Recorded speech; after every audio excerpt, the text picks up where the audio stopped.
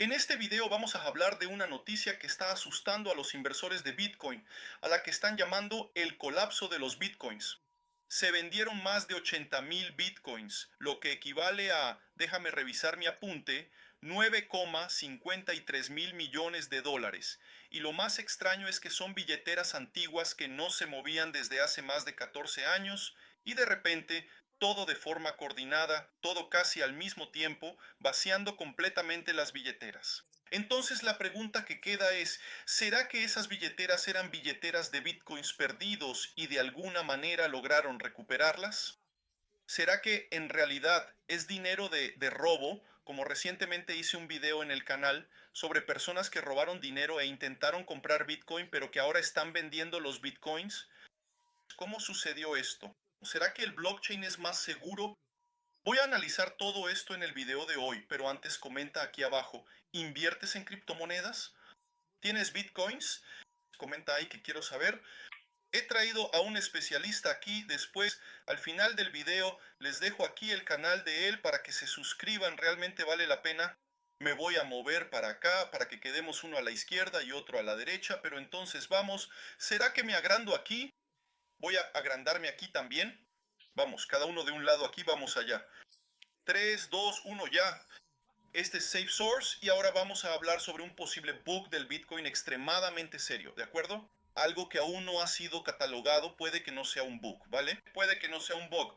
Puede ser un bug que ya se conocía desde antes y que fue explotado ahora, o puede ser otro bug completamente nuevo, lo cual es una situación bastante complicada porque estamos hablando aquí de cuántos 80,000 bitcoins, lo que equivale a 8,6 mil millones de dólares, amigo mío, es mucho dinero.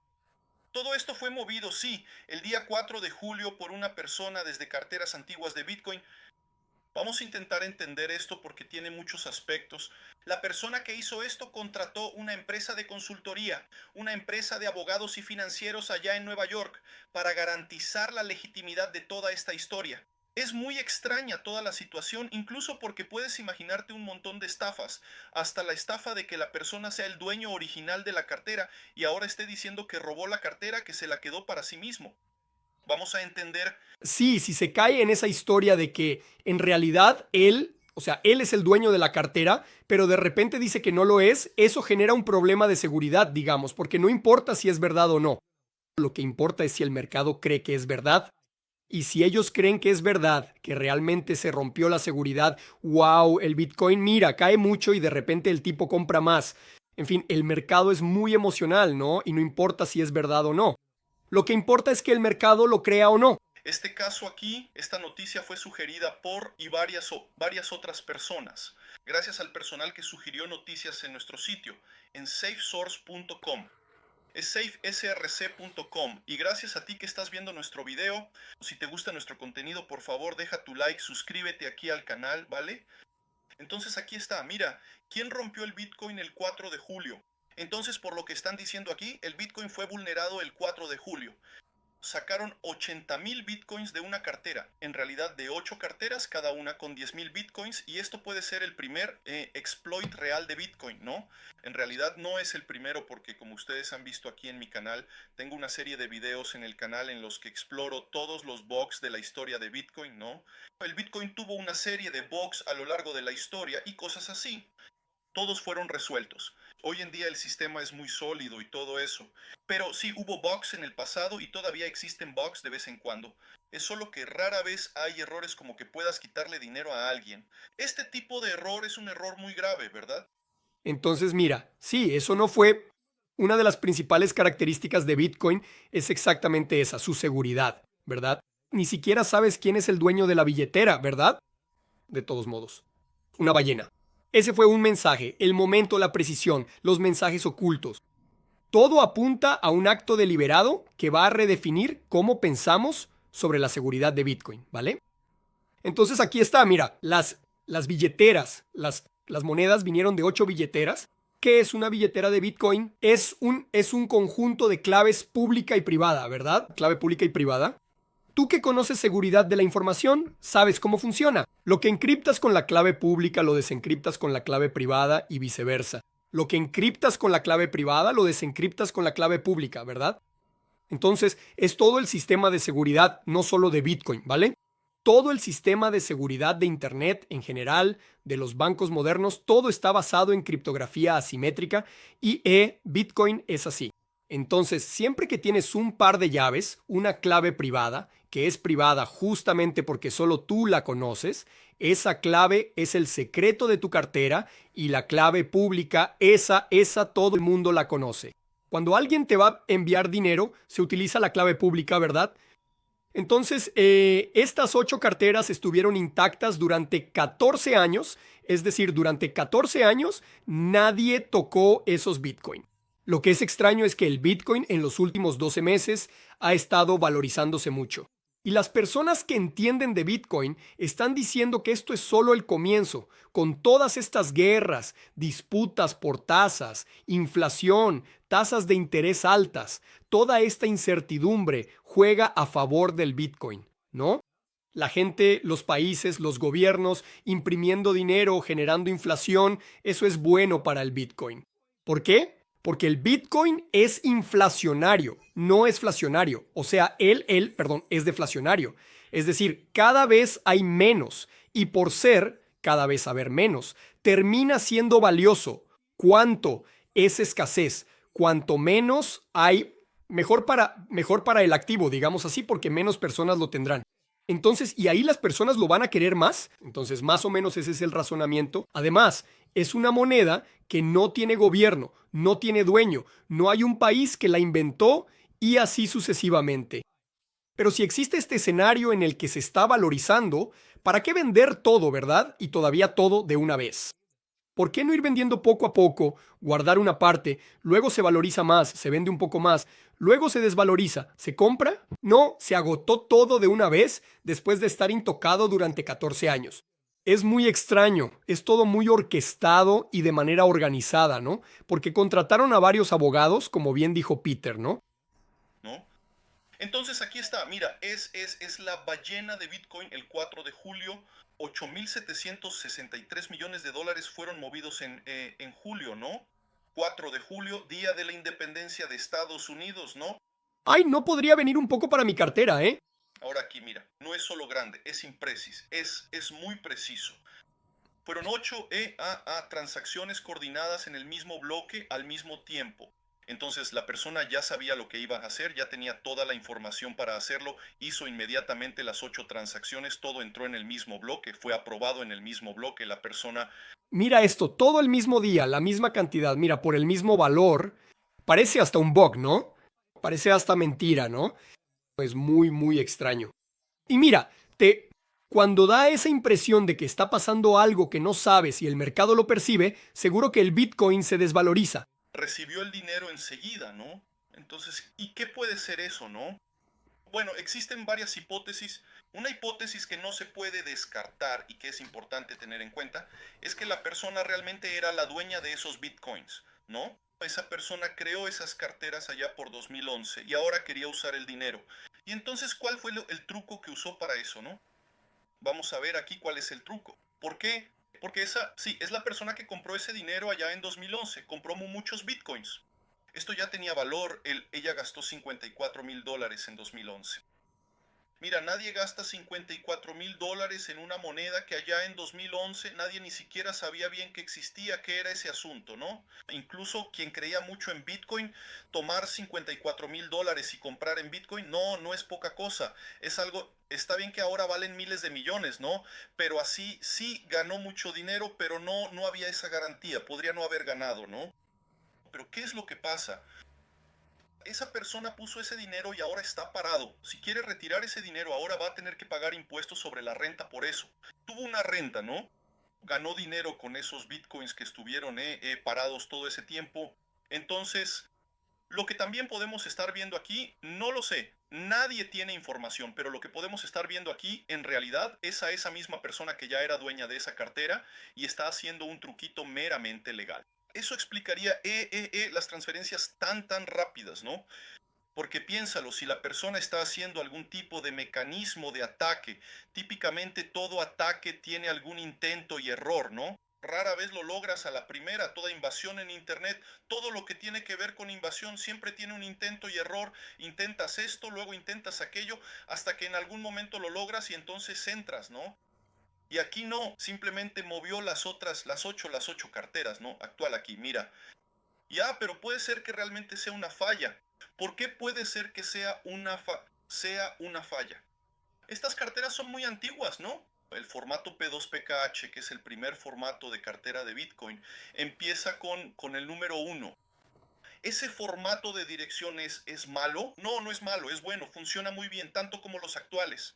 El único problema es que en esa época, como el Bitcoin estaba comenzando, nadie se tomaba muy en serio el Bitcoin, nadie llegó a pensar que el Bitcoin realmente tendría valor, era más bien un experimento de laboratorio. Entonces, a la hora de crear la cartera, ¿qué es crear la cartera? Es crear el par de clave privada y clave pública, ¿verdad? Para esa cartera, ¿no?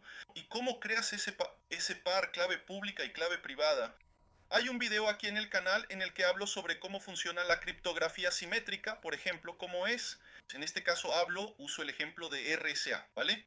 En este caso, el Bitcoin utiliza curvas elípticas, pero básicamente es el mismo proceso. En el caso de RCA se eligen dos números primos al azar, luego se hacen una serie de cálculos basados en esos números primos. Tienen que ser números primos grandes, no pueden ser números primos pequeños, es decir, en teoría puedes hacer esto con números primos pequeños, pero entonces es fácil de romper. Entonces usas números primos grandes y haces una serie de cálculos para llegar a tu clave privada y clave pública a partir de esto. Todo comienza con algo aleatorio. ¿Y cuál es el problema, no? Lo que dicen aquí es que lo aleatorio no era razonable, era un aleatorio muy débil. Entre 2010 y 2013, varias billeteras cometieron errores críticos al usar generadores aleatorios no seguros, ¿no? Por ejemplo, billeteras que usaban Android antes de la versión 4.3 utilizaban la función Security Random, ¿verdad? Quien es programador lo sabe. Está la función random, dependiendo del lenguaje y todo eso. Y está la security random, que es mejor. Pero en el caso de Android había un problema y sí, se podía identificar ese generador aleatorio y si identificas el generador aleatorio, puedes generar la misma clave de nuevo y así rompes la criptografía, ¿no? Algunas carteras en JavaScript que usaban math random más timestamp generaban una entropía baja y por lo tanto podían ser adivinadas por fuerza bruta. Bueno, si el tipo descubrió un bug y rompió 8 carteras y las vendió, aunque, en fin, él va a ganar, va a tener que pagar impuestos, ¿no? Vamos a ver cuánto era. Vamos a ver aquí, vamos a pedir ayuda aquí a Gemini. Voy a abrir una nueva ventana aquí y voy a poner aquí, mira, ¿cuánto valía un Bitcoin en 2011? ¿No? Que él mencionó. Vamos a ver cuánto valía un Bitcoin en 2011. Vamos a ver aquí. Vayan comentando ahí abajo, gente, qué les está pareciendo la situación. ¿Creen que es una estafa? ¿No lo es? Comenten ahí. ¿Vas a vender tus Bitcoins? ¿O ahora que quizás con la desconfianza del mercado y una posible caída es el momento de comprar? Mira, valía $30. Aquí mira, valía $30. No, espera un momento. A principios de 2011, el precio del Bitcoin era de aproximadamente, no, 30 centavos. Con el tipo de cambio del dólar a 1.60, vaya, eran 30 centavos. 30 centavos. Y ahora en 2025, veamos aquí. Y en 2025, podrías preguntarle a Google, ¿verdad? Aunque le pregunto a Google, ¿verdad? Porque Géminis buscará en Google, ¿verdad? Entonces valía 30 centavos y ahora en 2025 vale 606. No, no, ahí no. Lo quiero en dólares. ¿Dónde está? Sí, no, pero por favor dame el valor actual de un solo Bitcoin en dólares estadounidenses. Necesito saber el precio exacto en este momento. Bien, ahora veamos aquí. Recientemente pasó los 100,000, ¿verdad? O 117, es decir, eran 30 centavos y ahora son 117,000. En otras palabras, imagina. Dios mío, veamos una pregunta ahora, anda. Si compré 80,000 bitcoins en 2011 por 30 céntimos, ¿verdad? por 30 céntimos. ¿Cuánto tendría ahora en 2025? Entonces, si yo hubiera comprado y realizado una inversión significativa en el año 2011, me pregunto cuánto capital habría invertido en ese momento y, lo que es aún más relevante, cuánto valor o rendimiento total tendría esa inversión específica en la actualidad, en el año 2025. O sea, cuánto me costaron 80,000 bitcoins en 2011 a 30 centavos. ¿Y cuánto tendría ahora en 2025? Mira esto. Entonces habría invertido $24,000, ¿verdad? $24,000 en 2011 para conseguir esos 80,000 bitcoins. Y ahora tiene, según Gemini, 9,4 mil millones de dólares. Entonces invirtió apenas $24,000 y ahora tiene 9,4 mil millones. Bueno, demasiado bueno. Ahora hay que ver cuánto va a pagar de impuestos, pero no importa si paga 20%, 30% de impuestos. ¿Qué importa eso, verdad? Vamos a volver aquí. Vaya, hasta me sentí mal aquí. Carteras de papel que también se usaban, sí, eran generadas por el navegador y con eso también generaban entropía débil y cosas así.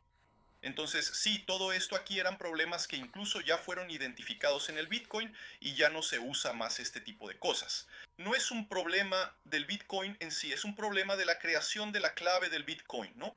Hoy en día algunas herramientas pueden romper o escanear, verificar millones de llaves por segundo, ¿no? Si solo tienes 2 elevado a 32 o 2 elevado a 64 posibilidades, eso es trivial.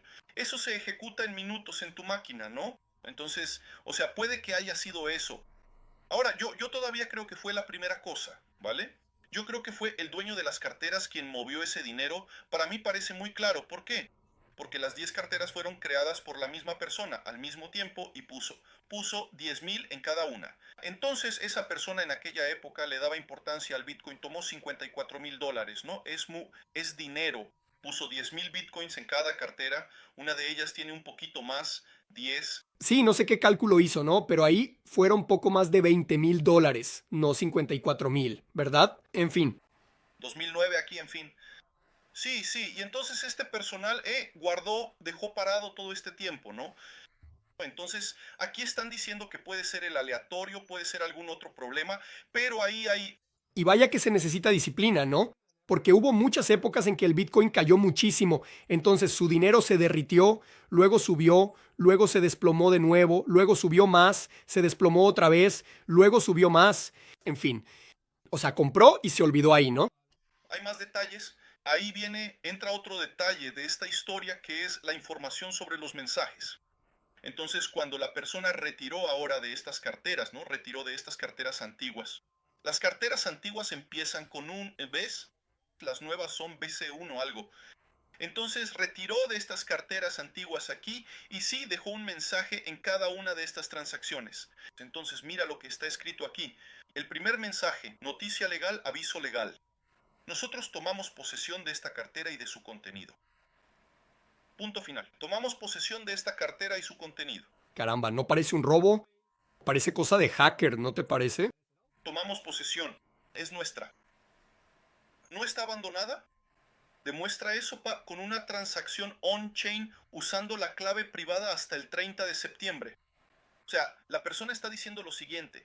Él quiere usar la ley allá en Estados Unidos que dice que si encuentras algo en Estados Unidos, eso no es robo. Si encontraste algo, es tuyo, encuentras... Entonces, por ejemplo, si la persona perdió la clave, está abandonada. Y si está abandonada, puedes tomarla. Entonces, es como si él estuviera diciendo exactamente eso, ¿no? Aunque sea de él. Pero si no, si tal vez no sea de él, ¿no? Tal vez, ¿no? Ese tal vez ya rompe el mercado, porque si el tipo puede tomar algo que está abandonado, está bien, ahí Estados Unidos va a decir que está bien porque está abandonado, pero puede usar la misma tecnología para tomar tu Bitcoin y ahí es donde se complica, ¿no? El dinero es tuyo, pero tienes que avisar al mundo y dar un plazo de 90 días para que un posible dueño reclame esa cosa. Si en 90 días alguien reclama y prueba que la cosa es suya, entonces tienes que entregarle la cosa. Si no es así... Por eso es que puso a los abogados, porque imagina, él descubrió que se puede como tomar carteras de personas que, por ejemplo, perdieron la contraseña. Entonces él descubrió eso. Entonces avisa, ¿no? contrata a los abogados, avisa que va a tomar posesión porque está abandonada, da el plazo legal y si nadie reclama y no van a reclamar porque no tienen la contraseña, ¿no? En fin, está abandonada, es mía. Hubo gente que incluso se suicidó, ¿no? Entonces, si no dicen, es mío, vaya golpe perfecto, ¿se puede creer en eso? Entonces ganaste, ¿no? Entonces aquí está, mira, no está abandonado. Pruebe esto mediante una transacción en línea usando la clave privada hasta el 30 de septiembre. Si la persona es dueña de la cartera, tiene la clave privada, entonces puede probarlo hasta el día 30 de septiembre, ¿no? Aquí, mira, aviso para el propietario, ve al sitio solomonbros.com Owner Notes. Aquí está, mira, este sitio aquí, el tipo hizo una cosa aquí, Solomon Brothers, según lo que están diciendo aquí, tengo un about de ellos aquí, mira. Solomon Brothers es un consejo, es el consejo financiero y legal en Nueva York que representa al cliente que identificó que algunas carteras que parecen están abandonadas y corren el riesgo de ser atacadas por un actor malicioso en el presente o en el futuro. Debido a la privacidad, a la política de privacidad, no diremos quién es ese cliente de la empresa. El cliente tomó acciones, ¿no? Tomó medidas para notificar a los dueños de las carteras y parece que la semana pasada algunos de esas carteras notaron un aviso colocado en las carteras moviendo esos activos a otras carteras. Nuestro cliente jamás tomaría alguna acción que impacte de forma adversa al mercado cripto y está invertido en el éxito y en el futuro de las criptomonedas, ¿no? Vaya, eso tiene toda la pinta de ser una estafa, de verdad. Parece el guión de una película vieja, madre mía. Entonces lo que él está diciendo es, no voy a gastar todo ese dinero de una sola vez, no quiero quebrar el Bitcoin ni nada por el estilo, ¿verdad? Y de hecho, al realizar esta acción por su propia cuenta, el cliente está creando una oportunidad para los propietarios de esas carteras que de otra forma no tendrían nada. ¿Qué es lo que quiere decir con eso? Las carteras tienen una fragilidad de seguridad. Si tú no hicieras nada, alguien terminaría robando ese dinero, no se sabe quién. Entonces yo lo robé primero, también puedo. Si tú pruebas que es tuyo, te lo entrego, no me voy a quedar con eso, te lo entrego, ¿verdad? Y existen problemas de seguridad y no sé qué más con las carteras abandonadas y típicamente esas carteras son abandonadas por los propietarios cuando se da una situación en la que pierden la clave privada y en consecuencia una cartera sin la clave es prácticamente sin valor. Lo único que es extraño así es que si él realmente tomara carteras que, por ejemplo, las personas perdieron la contraseña, entonces él dejó el mensaje allí, la persona no va a poder mover nada porque no tiene la contraseña, está bien, pero todas tendrían exactamente los mismos valores. Esa es la cuestión, porque todas tenían 10,000 y no había ningún movimiento, ¿entiendes? Aquí hay otra cosa. Lo que él puede estar diciendo aquí es que identificó una manera de recuperar carteras antiguas perdidas, ¿vale? Esto de aquí es un servicio que mucha gente va a querer porque hay personas que dicen que tenían tantos bitcoins, no sé qué, en la computadora y tiraron el disco duro y no sé qué más, ¿no?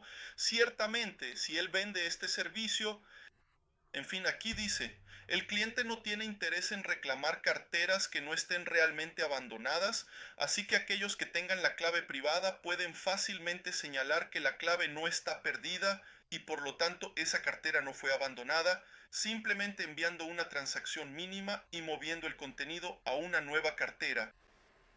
Entonces él dice que en algún momento aquí, él dice, esto es un aviso legal publicado de acuerdo con la ley aplicable que da la oportunidad al propietario de reclamar la propiedad que de otra manera sería calificada como perdida o abandonada. El propietario tiene que tener un plazo de 90 días para responder a este aviso. En otras palabras, si el propietario con una prueba válida de propiedad tiene que responder hasta el día 10 de octubre de 2025. Es prácticamente como la usucapión, ¿sabes? Cuando entras en una propiedad, ¿no? Ahí empiezas a dormir allí, luego empiezas a comportarte como dueño, luego haces el plano, ¿no? Haces todo bien hecho, pintas la casa y el tiempo va pasando. Y primero, ¿no? O sea, no invadiste, ¿no? No fue que rompiste algo, había un sistema de seguridad. No, entraste y fuiste viviendo allí normalmente.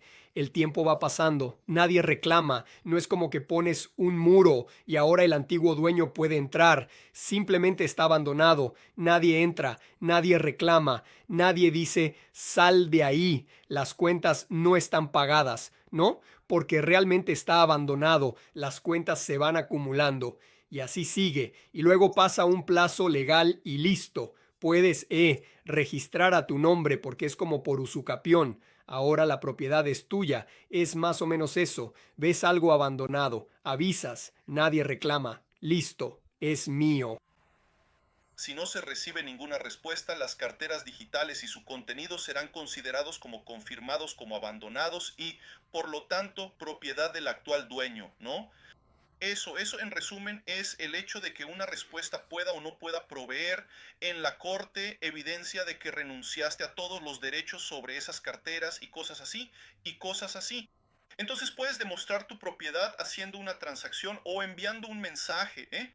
Hay una forma, un formulario de contacto aquí que puedes enviar que es, ¿cuál es tu prueba de que eres dueño de una de estas carteras?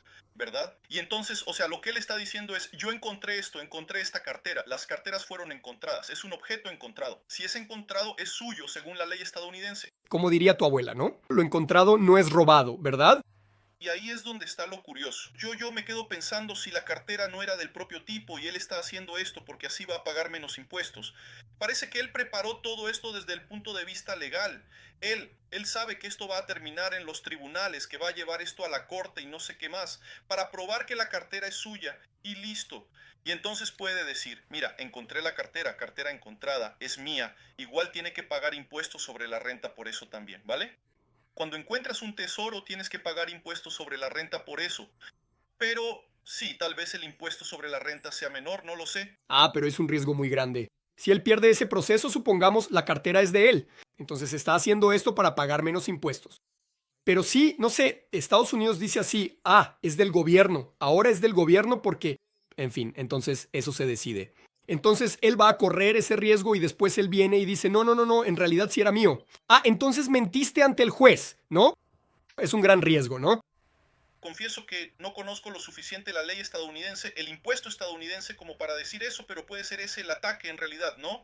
El tipo tenía esa billetera desde ese momento, ahora quiere mover la billetera y ahora quiere hacerlo pagando la menor cantidad de impuestos posible, lo cual tiene todo el sentido del mundo, ¿verdad? Y esto es muy interesante. Entonces, ¿qué piensas, abuela? Creo que es complicado. Voy con la teoría de la conspiración, ¿verdad? Así, imagínate, primero lo encontró, de alguna manera tiene el conocimiento para recuperarlo. Vaya, puede conseguir muchas billeteras. Si la ley permite que lo que se encuentra no sea robado, solo haya que avisar y demás, puede encontrar muchas carteras, entonces ya gana ese dinero, paga menos impuestos. Además, también puede vender ese servicio, ¿no? Como que si alguien pierde la contraseña, él la recupera, entonces lo que nadie reclame es suyo. Si alguien reclama, entonces él hace el servicio. Ahora si la persona dice, es mía, pero voy a fingir que no es mía, voy a decir que la encontré por el tema de impuestos. Si pierde el proceso, entonces pierde la billetera. Me parece complicado, pero en fin, comenta aquí abajo. ¿Tú inviertes en criptomonedas? ¿Crees que esa persona rompió el sistema de seguridad de la blockchain de Bitcoin? Comenta aquí que quiero saber. Voy a dejar aquí algunos videos sobre este tema de tecnología, inteligencia artificial y cosas así. ¿De acuerdo? Nos vemos en esos videos. Hasta luego.